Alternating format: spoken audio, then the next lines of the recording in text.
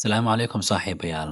Halkan waa kanaalka nolod kaga barateen barasho cilmiga kombiyuutarka noocyadiisa kala duwan.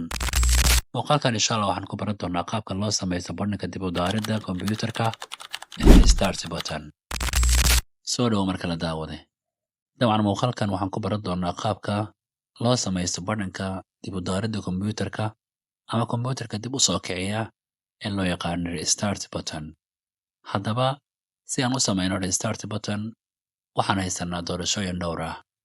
Tan ugu horreysa waa inaan isticmaalno Start button,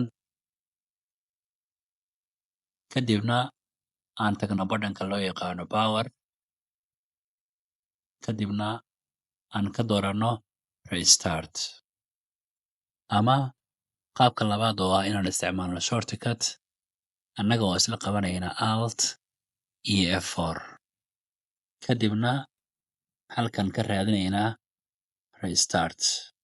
Ugu dambeyn aan dhahaynaa OK. Balse annaga oon raacayn labadaas tillaabo waxaan rabnaa inaan samaysano ama abuurano badhan yar oo si fudud kombiyuutarkeena dib u soo daari kara. Haddaba si aan u samaysano waxaan imaanaynaa shaashadda kombiyuutarka meel ka mid ah, kadibna waxaan leenahay right click, waxaana dooranaynaa New. Kadib waxaan kasii dooranaynaa shortcut.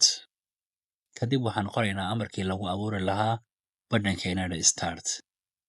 Marka hore waxaan qoraynaa shutdown, kadib space, kadib /,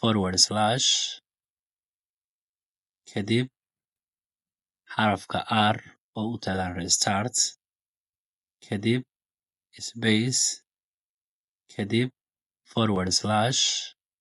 kadib xarafka T, kadib space, ugu dambeyn waxaan taabanaynaa eber. Intaa kadib waxaan leenahay next. Kadib qaybtan waxaan gelinaynaa magacaan u bixinayno badhankeena, waxaan leenahay Restart. Kadibna waxaan leenahay ugu dambeyn finish. Dabcan iminka badhanka waan samaysanay laakiin ma laha wax icon ah. Si aan ugu samaysano icon-na isla asaga dushiisa ayaan imaanaynaa, kadibna waxaan leenahay right click, waxaana ka dooranaynaa qaybta ugu hooseysa ee loo yaqaano properties. Intaa kadib waxaan ka dooranaynaa qaybtan loo yaqaano change icon, kadib waxaan leenahay OK. Kadib waxaan raadinaynaa calaamad ama astaan ku habboon badhankeena.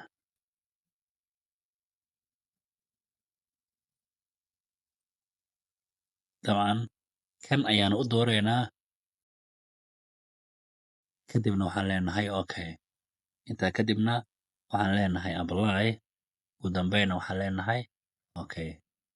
Dabcan iminka waana loo sameeyey badhankii iyo weliba sumaddii uu lahaa. Dabcan haddii aan 2 jeer click siino ama 2 jeer gujinno batankan, si toos ah ayuu kombiyuutarku dib isugu soo daari doonaa.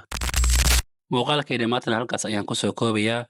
Fadlan haddii aad ku cusub tahay kanaalka waxaan kaa codsanayaa inaad subscribe inoo saarto, sidoo kale muuqaalkan aad like inoo dhahdo.